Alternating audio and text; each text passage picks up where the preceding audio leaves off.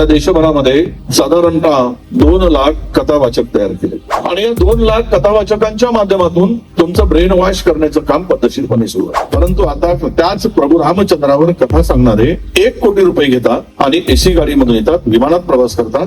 जर प्रभू रामचंद्रांनी सर्व त्यागलंय तर त्याच्यावर कथा सांगणारा 1 कोटी रुपये घेत असेल तर तुमची बुद्धी किती भ्रष्ट केली जात आहे, तुमच्या बुद्धीचे कसे दिवाळखोरी केली जात आहे, ती व्यवस्था पुन्हा वर डोक्या काढून हे सर्व 2-3% लोक तुमच्यावर राज्य करतील आणि तुम्ही मात्र त्यांची गुलाम म्हणून काम करा. देशामध्ये एक माहोल तयार झाला की आता ओबीसीची जातनिहाय जनगणना होईल. तसं वातावरण निर्माण केलं. संसदेमध्ये देशाच्या पंतप्रधानांनी घोषणा केली आणि आपल्या सगळ्यामध्ये एक आनंदाचं वातावरण निर्माण झालं की आता पुढे आपल्या ओबीसीची जनगणना होईल, ओबीसीची संख्या कळेल आणि ओबीसीच्या संख्येनुसार ओबीसी माणसाला त्याचा हक्क मिळेल, अशा एक भावनेमध्ये आम्ही सगळेजण वावरत होतो. परंतु आता जो निर्णय झाला आणि गव्हर्नमेंटनी केंद्र सरकारने जी जातनिहाय आपली जनगणना जनरल सेन्ससचा जो निर्णय घेतला त्या निर्णयानुसार आपल्याला त्यामध्ये ओबीसीचा कालमच नाही अशा प्रकारचं निदर्शनास आलं.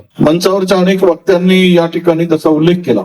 देशामध्ये एके काळामध्ये एक ओबीसीची चळवळ उभी झाली होती आणि एक ओबीसीचा दरारा, कोणाचाही सरकार असू दे, कोणाचंही शासन असू दे, तो एक दरारा निर्माण झाला होता.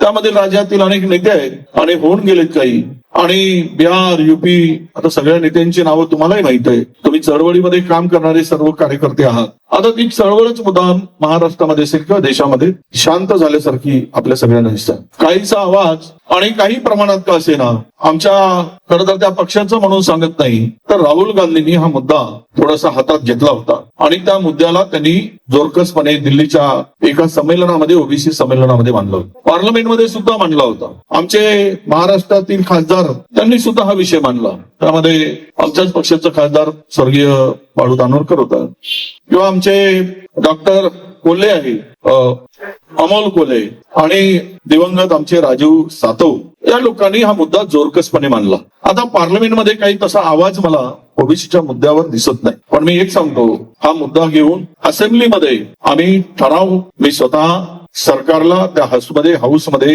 विधान भवनामध्ये मी मांडणार आहे आणि सरकारला सांगणार आहे की तुम्ही एक ठराव असेंब्लीचा घेऊन विधानसभेचा एक ठराव करून केंद्र सरकारला पाठवा, ज्यामध्ये ओबीसीचा कालम असला पाहिजे अशी मागणी, शिफारस केंद्र सरकारकडे करावी. ही मागणी मी स्वतः करणार आहे. अर्थात मागणीच आपण करू शकतो, आपल्या हातात देण्यासारखं काही नाही. आपली मागणी केवळ वडेट्टीवारांनी मागितली, पिसेंनी मागितली, काळेंनी मागितली, उमेशनी मागितली, आमच्या अंजलीताईंनी मागितली तर हा प्रश्न सुटत नाही. कारण आमचा ओबीसी माणूस पूर्णतः स्वतःचा अधिकार विसरून तो एका वेगळ्या दिशेनं त्याला घेऊन जाण्याचं काम केलेलं आहे. कदाचित मी बोलतो ती बातमी मोठी होती, पण यांना काही धर्मांध शक्ती या ओबीसीला आपल्या जाळ्यात ओढण्यासाठी, कारण या देशामध्ये 3% लोकांना राज्य करायचं असेल तर ते ओबीसीच्या भरोशावरच करावं लागतं, हे माहित आहे. त्याचा उल्लेख मला वाटतं आमच्या शेन्नेनी केला, तरुण कार्यकर्त्यांनी केला. आणि म्हणून ते तुम्हाला या देशभरामध्ये साधारणतः 2 लाख कथावाचक तयार केले आणि या 2 लाख कथावाचकांच्या माध्यमातून तुमचं ब्रेन वॉश करण्याचं काम पद्धतशीरपणे सुरू आहे. तुम्ही बाबासाहेब विसरावं, तुम्ही महात्मा ज्योतिबा फुले विसरावं, तुम्ही संविधानाचा अधिकार असलेला हक्क विसरावा दिलेला, तुम्ही तुमचा शिक्षण विसरावा, तुम्ही तुमच्या ओबीसी म्हणून जे तुम्हाला संविधानाने कायद्याने दिलं ते तुम्ही मागूच नये आणि तुम्ही सर्व ओबीसी ताटाखालची मांजर बनून त्यांच्या दयेवर जगावी म्हणून हे षडयंत्र रचलं जातं. यांना पगार दिला जातो. मी परवा बोलताना एक उदाहरण एका ठिकाणी दिलं. बघा, धर्म जात ही माणसाला असतेच आणि त्याची नोंदच असते. मुळात धर्म ही जात ओळख असते माणसाची, पण माणूस परिपूर्ण म्हणून, माणूस म्हणून घडायचं असेल तर त्याला या भारतातील अधिकार, या भारतामध्ये असलेल्या प्रत्येक नागरिकाचा अधिकार हा संविधानाने दिलेला आहे. पण अलीकडे जे काही चाललेलं आहे ते इतकं दुर्दैवानं सांगावं लागेल. मी परवा बोलताना म्हणालो की प्रभू रामचंद्र वनवासात सर्व त्यागून गेले, म्हणजे अंगावरच्या वस्त्रानिशी सर्व त्यागून जाणारे प्रभू रामचंद्र होते. गाद पाच सगळं. परंतु आता त्याच प्रभू रामचंद्रावर कथा सांगणारे 1 कोटी रुपये घेतात आणि एसी गाडीमधून येतात, विमानात प्रवास करतात. जर प्रभू रामचंद्रांनी सर्व त्यागलंय, तर त्याच्यावर कथा सांगणारा 1 कोटी रुपये घेत असेल तर तुमची बुद्धी किती भ्रष्ट केली जात आहे, तुमच्या बुद्धीचे कसे दिवाळखोरी केली जात आहे हे तुम्ही लक्षात घेतलं पाहिजे. पण तुमच्यामध्ये आणि आमच्यामध्ये दुर्दैवानं इतकं आता उन्माद आमच्यामध्ये आलाय की आता जे काही करेल ते देवच करेल, म्हणून आम्ही सर्व देवावर सोडायला लागलो. सर्वच जर देव करायला लागला तर माणसाने करायचं काय? माणसाने काय करायचं? अरे देव त्याला म्हणा जो माणसासाठी संघर्ष करून उभा झालाय, त्याला देव मानलं पाहिजे. तो देव कोण असावा आपला? तर डॉक्टर बाबासाहेब आंबेडकर आपला देव असावा. तो देव कोण असावा? तर छत्रपती शिवाजी महाराज आपला देव असावा. तो देव कोण असावा? तर महात्मा ज्योतिबा फुले आपला देव असावा. यांना तुम्ही देव मानाल तर तुम्ही परिपूर्ण माणूस होऊन माणुसकीचे तुम्हाला मानवता समजेल आणि तुम्हाला अधिकाराची जाणीव होईल. पण दुर्दैवानं भाषण तासभर 2 तास करता येईल, पण आता काय करू? मी सुद्धा मला ज्यावेळेस एखादा व्यक्ती चळवळ घेऊन पुढे जातो त्यावेळेस तेवढ्याच ताकदीनं पाय ओढण्यातही पुढे येतात. अरे भाऊ, आम्ही लढतो, आमचा काही स्वार्थ नाही. विजय वडेट्टीवारांचा काही स्वार्थ नाही. मी 7 वेळ झाले आमदार झालोय, 6 वेळा विधानसभेमध्ये निवडून आलो, 1 वेळा विधान परिषदेमध्ये. मला काय अपेक्षा आहे? आता विरोधी पक्षनेता म्हणून काम केलं, त्याचे का वारंवार सांगू? मंत्री राहिलो, अप्पर हाऊस, लोअर हाऊस, आणि सगळं झालं मला. मी अनेक समित्यावर काम केलं. आता मला काही म्हणजे माणसाला मला काही मिळवायचं नाहीये आणि मी अल्पसंख्याक ओबीसीतला माणूस आहे. मला माहित आहेत माझ्या मर्यादा काय आहे, मला काय मिळणार आहे आणि काय मी मिळवू शकतो. पण मी एक मात्र जिद्द आहे माझी, माझ्या ओबीसी समाजाच्या हक्कासाठी मात्र शेवटपणे लढण्याचा निर्णय आणि निर्धार मी केला आहे. त्यासाठी मला ताकद पाहिजे, त्यासाठी मला शक्ती पाहिजे. मला काही नको. मी मंत्री असताना ओबीसीला छगन भुजबळ साहेब थोडेसे शांत बसले होते, पण मी मंत्री झाल्यानंतर ओबीसीच्या हक्कासाठी पुन्हा ही संपूर्ण ओबीसीला जागृत करण्यासाठी पुढे येणारा मंत्री असून सुद्धा मी पहिला माणूस होतो. त्यानंतर बाकीचे सगळे जोडले गेलेत. मराठवाड्यामध्ये ज्या काही घटना घडल्या, ओबीसी मध्ये इतरांचा काही समावेशाच्या संदर्भातला जो काही विषय होता तो खूप मोठे विषय होते, त्यावर आम्ही लढतच आहोत. पण आता तुम्हाला सांगायचं आहे की तुम्ही सर्व गावागावातून आलात. मला मी तर इल्मे साहेब, मी 22 तारखेला भंडाऱ्याच्या मोर्चामध्ये मी येतोय, मी सकाळी येतोय. ही मोर्चे आता काढावे लागतील, जिल्ह्यामध्ये काढावे लागतील, रान पेटवल्याशिवाय. कारण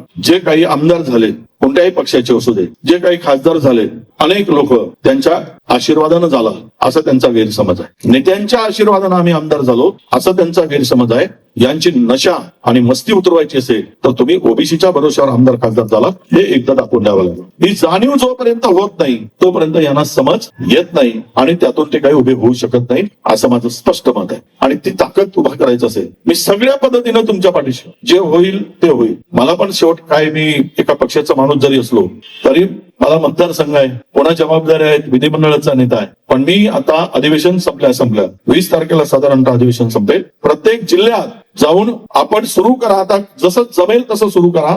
ओबीसीच्या जनगणनेमध्ये ओबीसीचा स्वतंत्र कलम असलाच पाहिजे यासाठी तालुका स्तरावर तुम्ही धरणे आंदोलन सुरू करा. आणि ते धरणे आंदोलन सुरू झाल्यानंतर जिल्ह्यामध्ये एक प्रचंड मोर्चाची तयारी आम्ही करतो आहोत. आणि मी स्वतःही त्या मोर्चामध्ये येईल, बैठका घेईल, तालुका स्तरावर जाईल आणि एकदा हे रान आपण उठवलं पाहिजे, तरच आपल्याला काही पदरात मिळेल. तुम्ही कितीही मागणी कराल एकट्या दुकट्याने, वडेट्टीवार कितीही बेबीच्या देठापासून ओरडेल तर फार काही पदरात पडेल असं समजू नका. शक्ती, जनशक्ती ही फार महत्वाची आहे. पाहिलं तुम्ही जग कुठल्या दिशेनं चाललं आणि काय चाललंय. फार वाईट परिस्थितीतून सगळ्यांना सामोरं जावं लागतं, फार वाईट आहे. म्हणजे आता मला वाटतं की 3ऱ्या महायुद्धाची तयारी पुढे होते की काय, अशा प्रकारची देशात परिस्थिती सुरू झाली. आणि खूप म्हणजे आज तर मी कधी पाहिलं नाही ही नवीन पद्धत आपल्या देशामध्ये आता सुरू झाली. आपल्याच देशात नाही तर मला वाटतं की सोशल मीडिया आल्यापासून लोकांमध्ये कोण काय करतो आहे, चुकला असेल तर त्याच्यावर ते सोशल मीडियातले कमेंट्स वाचले ना तर त्या पदावर राहावं की नाही इथपर्यंत लाज वाटायला लागते आम्हाला. म्हणजे इतकी घाणेरडी सर्वोच्च नेत्यावर ज्या वेळेस अशी पदक येतात तर ह्याचं कुठेतरी आत्मचिंतन करण्याची आवश्यकता आहे, पण ते मला होताना दिसत नाही. इतकं घाण बोललं जातं. जाऊ द्या, आता तुम्ही कुठे आहात, देश कुठे आहे, ह्या काही विषय नाही. पण किमान त्यावेळेस आम्ही आमच्या मंचावर सांगतो, त्याला ज्यावेळेस आम्ही बोलतो त्याला राजकीय स्वरूप येतं, पण ते खरं नाही, फार वाईट आहे. आणि तुम्हाला दिसेल, आज नाही उद्या तुमचे डोळे उघडतील, आपण कुठे आहोत त्यावेळेस ते कळेल. मला एवढंच म्हणायचंय तुम्हाला की कोणी डीएनए म्हणू दे, कोणी कितीही ओबीसीची बांधव, अरे जावे ज्याच्या वंशी तेव्हाकडे, तो त्या वंशाचाच नाही तर उपयोग नाही. म्हणजे मी नेहमी एक उदाहरण देत असतो की शेतकऱ्याच्या पायाला काटा रुततो बारीकसा, त्याच्या वेळेस तो काटा काढताना कधी त्याच्या डोळ्यात अश्रू आले तर सहज बघणारा म्हणतो, अरे एवढीशा काट्याने तुझ्या डोळ्यात अश्रू का आले? त्या काट्याच्या वेदना ज्याच्या पायाला रुतो त्यालाच त्या वेदना कळत असतात, दुसऱ्याला त्याच्या वेदना कळत नसतात. तुमच्या पायाला, आमच्या पायाला खास खडगे आणि काटे रुतले आहेत. ते काटे काढताना तुमच्या डोळ्यात आलेले अश्रू, त्याच्या वेदना, त्याच्या भावना ते बघणाऱ्याला कळत नाही, जो भोगतो त्याला कळतात. आणि म्हणून हे जे सांगतात उंटावरून शेळी हाकणारे की आमचा डीएनए आहे, आमचा अमुक आहे, आमचा तमुक आहे, हे बकवास जर असतं तर ज्यांनी पाठ थोपटून घेतली या 50% वर ओबीसीच्या स्थानिक स्वराज्य संस्थांच्या निवडणुकामध्ये काय झालं त्याचं? सरकार बदलतात. पूर्वीची सुद्धा महाविकास आघाडीची सरकार होती, त्यावेळेस आरोपीच्या पिंजऱ्यामध्ये आम्हाला उभं केलं होतं, कारण हे सरकारने ओबीसीचं आरक्षण स्थानिक स्वराज्य संस्थांमधला घालवलं म्हणून. आता ठीक आहे, त्यावेळेस कोर्ट कचेऱ्या काय होत्या सगळ्यांना माहित आहे, वकील होते, हे सगळे झालं. पण आज काय झालं? काल परवाचा कोर्टाचा निर्णय हेच सांगून गेलाय की राज्य सरकारला सांगितलं की तुम्ही 50% आत हे आरक्षणाची मर्यादा बसवा.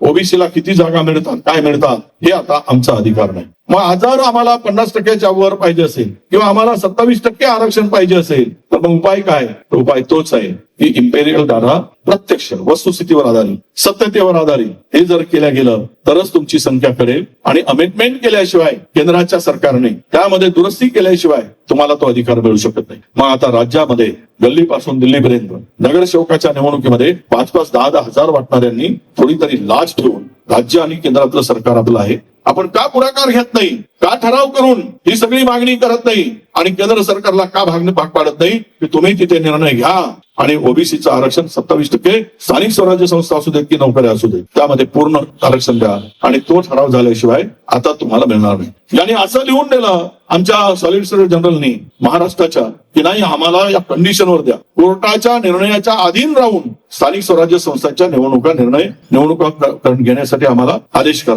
मला सांगा, मागच्या वेळेस नागपूर पासून अनेक जिल्ह्यामध्ये या निवडणुका पार पडल्या आणि त्यावेळेस मला वाटतं 286 की 300 काही जागा किती होत्या त्यावेळेस, 386 जागा ओबीसीला राजीनामा देऊन परत लढाव्या लागल्या. यांच्या बापाचं काय जातं? म्हणजे ओबीसीनी परत निवडणूक लढायची आणि पुन्हा ते आज कोणीतरी कोर्टात गेला की त्यांची निवडणूक रद्द व्हायची आणि पुन्हा नव्यानं निवडणुकीला त्यांनी पुढे जायचं. अशा प्रकारचे ॲफिडेव्हिट कोर्टामध्ये गेला. पण कोर्टाने, माननीय सर्वोच्च न्यायालयाने सांगितलं की असं करता येणार नाही, तुम्ही 50% आत हे बसवून आणा तरच आम्ही निवडणुकीला सामोरं जाऊ. आता 50% आत देवेंद्र फडणवीस सरकार बसवतात का याकडे आमचं लक्ष आहे. असं जर झालं तर महाराष्ट्रामध्ये मोठ्या प्रमाणामध्ये ओबीसीचं नुकसान होणार आहे. तो स्थानिक स्वराज्य म्हणजे आता जिल्हा परिषदा, नगर परिषदा होऊन गेल्या. उद्या जर एखादा माते फिरू या निवडणुकांच्या विरुद्ध जर कोर्टात गेला तर यातील अनेक जागा पुन्हा कॅन्सल होऊ शकतील, त्यांच्या निवडणुका रद्द होऊ शकतील. हे पाप कोणी केलं असेल तर हे पाप महायुती, आता मी नाव घेऊ शकत कारण त्याला राजकीय स्वरूप आहे, हा मंच नाही. जे आम्ही केलं होतं पाप आणि त्यामध्ये 300-350 लोकांना राजीनामा द्यावा लागला होता, तीच परिस्थिती आता पुन्हा राज्यामध्ये येणार आहे. 1000-2000 लोकांना राजीनामा द्यायची पाळी येणार आहे. पण आम्ही आता जो जाईल त्याच्याकडे लक्ष ठेवलं आहे की बाबा रे जाऊ तरी नका म्हणून. पण हीच जी सगळी परिस्थिती निर्माण झाली, तुम्ही गांभीर्यानं विचार करा माझ्या बांधवांनो, भगिनीनो. आणि आमच्या अंजलीताईने एकदा जो एक अभियान राबवला होता तो अभियान आता पुन्हा आम्ही सर्व मिळून राबवूया. आपल्या घरापुढे पाठी लावा. खरं तर त्या कायद्यामध्ये अशी तरतूद आहे की त्याला विरोध करता येत नाही, तो गुन्हा ठरतो. पण आम्ही गुन्हा किती लोकांवर गुन्हे दाखल होतील, मी माझ्या घरापासून मी सुरुवात करणार आहे तर किती लोकांवर गुन्हे दाखल होतील या किमान विदर्भ असेल की महाराष्ट्रातील असेल 10-20-25 लाख लोकांनी जर ही पाठी लावली की जोपर्यंत ओबीसीचा कालम असणार नाही तोपर्यंत आम्ही या मतदान या सेन्ससच्या मध्ये जनगणनेमध्ये आम्ही सहभागी देणार नाही. जर ही भूमिका स्वीकारली तर मला वाटतं गुन्हे बिने काही होईल. कायद्याचं काय घेऊन बसलो. पण आमची मागणी आहे, ती मागणी आपण त्या पद्धतीने रेटून लोकांपर्यंत ही जनजागृती होईल आणि सरकारच्या पर्यंत कानावर ही बाब पोहोचेल. युजीसीच्या संदर्भात पाहिलं तुम्ही, कायदा केला, रद्द केला, त्याला स्थगिती दिली.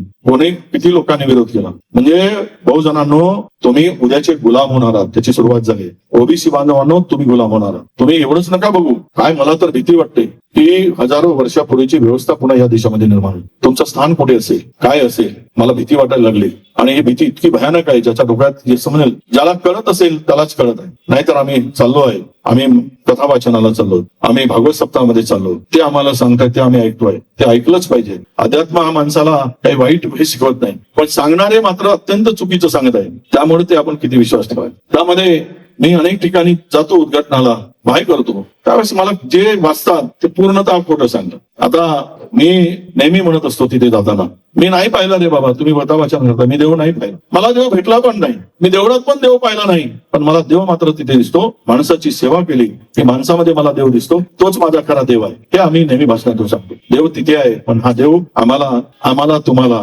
उद्ध्वस्त करणारा देव जर कोणी सांगत असेल तर तो देव तिथे नाही. देव सेवेमध्ये आहे, देव माणुसकीमध्ये आहे, देव मानवतेमध्ये आहे. देव ज्याने समाजाचा उद्धार केला त्या संत महात्म्यामध्ये देव आहे. हे कधी आमच्या डोक्यात पूर्वी होतं, काही काळात आलं, अजून ते वॉशआउट होण्याचं काम सुरू झालेलं आहे. पुन्हा ते तुमच्या डोक्यात आलं पाहिजे आणि प्रकाश पडला पाहिजे, तरच हा बहुजन वाचेल, ओबीसी वाचेल, एससी वाचेल, एसटी वाचेल, नाहीतर आरक्षण पूर्ण संपुष्टात आल्याशिवाय राहणार नाही. एक उदाहरण सांगतो आणि भाषण संपवतो तुम्हाला की हा काल परवा लॉ कॉलेज नागपूरच्या लॉ युनिव्हर्सिटीमध्ये नव्यानं झालेलं 36 काहीतरी 72 जागा भरायच्या होत्या. त्या 72 मधून माझ्याकडे ते कागद आहेत, मी आणलं नाही. त्यातील एससी एसटी ओबीसीच्या या ज्या काही जागा होत्या, रिझर्व्ह जागा होत्या, त्यातल्या 24 जागा कमी करून टाकल्या आपण होऊनच कुलगुरूंनी, आणि त्या सर्व जागा ओपन मधून भरल्या. तुमच्या निम्म्यापेक्षा अधिक जागा आपण होऊन जे रिझर्वेशन मध्ये त्या जागा भरायच्या होत्या त्या सर्व जागा स्वतः होऊन त्या कमी करून टाकल्या. अरे पूर्वीच्या काळातही वकील कोणत्याच समाजाचे होते तुम्ही सांगत नाही,